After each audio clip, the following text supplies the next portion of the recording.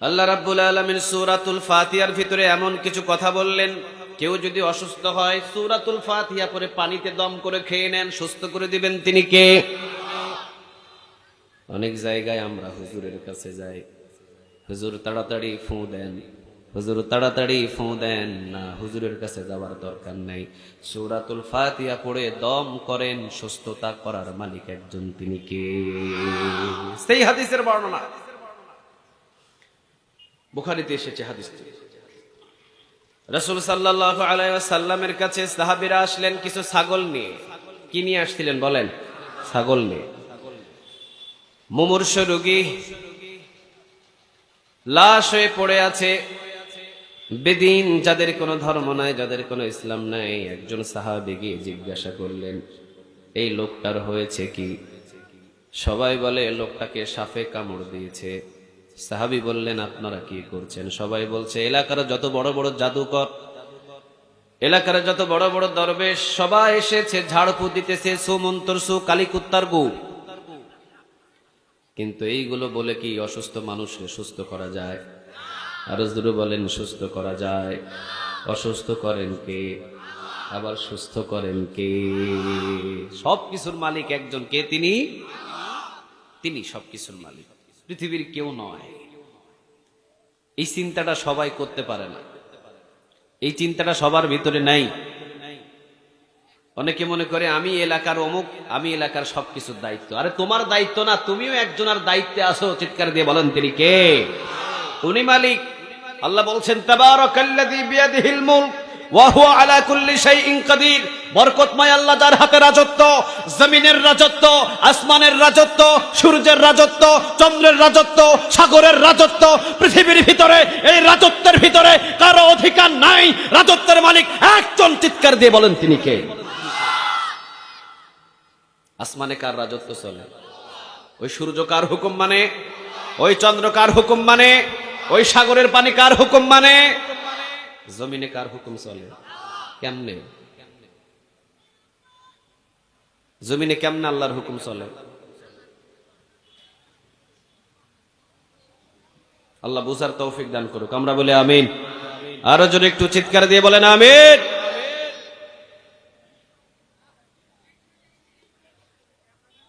আল্লাহ রাব্বুল আলামিন বলেন, সূরাতুল ফাতিহা এমন একটা সূরা, কেউ যদি অসুস্থ রোগীর পাশে পড়ার পর যদি দম করে ফু দেয়, অসুস্থ রোগীটাকে সুস্থ করে দিতে পারেন, তিনি কে? রাসূলের কথা এগুলো, মানে কথাগুলো কার? রাসূল কি ইচ্ছা করে কোনো কথা বলতেন? কে বলাতেন? সবাই বলেন, কে? আল্লাহ। সাহাবী বললেন, সবাই তো জ্ঞানী গুণী মানুষ, সবাই তো ফু দিয়ে দিয়ে চলে যায়, কই সুস্থ হয় না। কয় সাপের বিষ লাগছে একটু বেশি, কেউ সুস্থ করতে পারে না। সাহাবী বললেন, আমি সুস্থ করে দিব। সুবহানাল্লাহ বলেন। আমার সাথে কন্টাক্টে আসো, আমার সাথে কন্টাক্ট করো, আমি সুস্থ করে দিব। ডিল করো আমার সাথে। কি ডিল করব? কোন কোন বর্ণনা এসেছে 30টা ছাগল দিতে হবে, কোন কোন বর্ণনায় 100টা ছাগল দিতে হবে, কোন কোন বর্ণনায় 80টা ছাগল দিতে হবে। 100টা ছাগলের একটা পাল দিয়ে দাও আমারে, আমি তোমার এই সাপে কাটা রুগীটাকে সুস্থ করে দিব। সুবহানাল্লাহ বলেন। সবাই বলল, এই সেন্ট্রাল লিডার, এটা হলো আমাদের সেন্ট্রাল লিডার, কেন্দ্রীয় নেতা। এটারে যদি না বাঁচাইতে পারি ঝামেলা আছে। 100 ছাগল লাগে, লাগুক, অসুবিধা নেই, এই নেতারে বাঁচাতে হবে। আচ্ছা 100 ছাগল দিব, যাও বাঁচাও। এইবার সাহাবী বললেন, ঠিক আছে, তো 100 ছাগল দিবা? কয়, হ্যাঁ 100 ছাগল দিব। এইবার সাহাবী পড়া শুরু করেছে, আলহামদুলিল্লাহি রাব্বিল আলামিন الرحمن الرحيم مالك يوم الدين।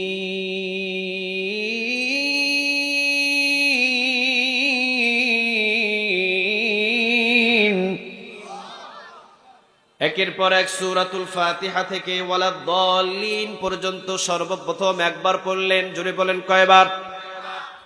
একবার পড়ে যখন এই অসুস্থ সাপে কাটা রোগীর উপরে ফু দিয়েছে, চোখ এবং হাত নাড়ানো শুরু করছে।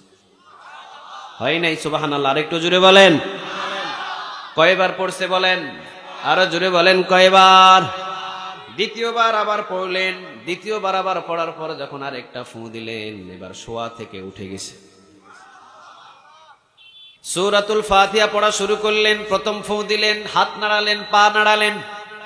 দ্বিতীয় যখন ফু দিলেন, সূরাতুল ফাতিহা পড়ে এবার উঠে বসলেন।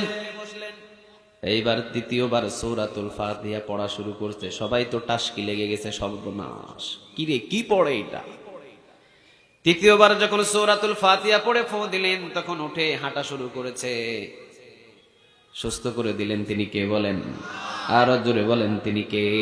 এই জন্য সাহাবীরা বলেছেন, রাসূল বলেছেন, আর রুকিয়া মানে ঝাড়ফু করার জন্য তোমাদেরকে একটা সূরা দেওয়া হয়েছে, যেটার নাম হলো সূরাতুল ফাতিহা। এটা দিয়ে ঝাড়ফু করবেন, কারো কাছে যাওয়ার দরকার নেই। পেট খারাপ, সূরাতুল ফাতিহা পড়ে দম করে পানিটা খেয়ে নেবেন। সুস্থ করার মালিক কে? আরো জোরে বলেন কে? আল্লাহ। সাহাবীরা ছাগল নিলেন 100, জোরে বলেন কয়শো? খাবার কিছু নাই, খাইলেন আর খাইলেন। রাসূলের কাছে গিয়ে এবার কয় সর্বনাশ, খাইলাম তো ছাগল 100টা, ডিল করে কন্ট্রাক্ট করে 100টা ছাগল নিয়েছিলাম, খাই তো ফেলছি, হালাল হয়েছে না হারাম হয়েছে? রাসূলের দরবারে তো এখন জিগাই দিই।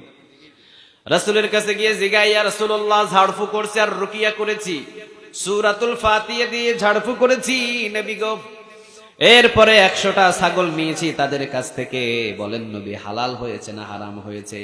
রাসূল বললেন, হালাল আর হারামের ফতোয়াটা পরে দিব, ছাগলের গোশত থাকলে আমার বাড়িতে আগে দাও। হালাল এবং হারামের ফতোয়া পরে? আরে ছাগলের গোশত আছে নাকি, আমার বাড়িতে দাও, আগে আমি খাই, এরপরে দি ফতোয়া দিব। রাসূল যদি খাইতে চায়, এটা হালাল না হারাম? আরো জোরে বলতে হবে, হালাল না হারাম? হালাল।